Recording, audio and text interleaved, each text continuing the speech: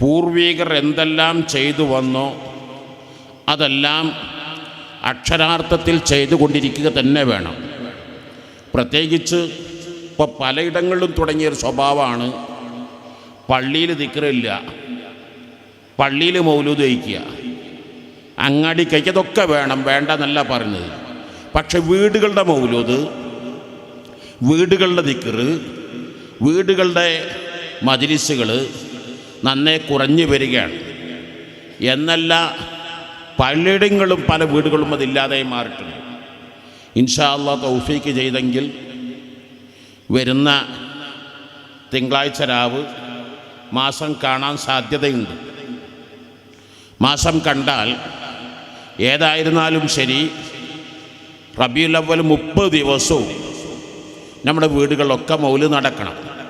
അത് വീട്ടിലുള്ള ഭാര്യയും മക്കളും ഉമ്മയും മക്കളും അങ്ങ് ചെല്ലിയാൽ മതി.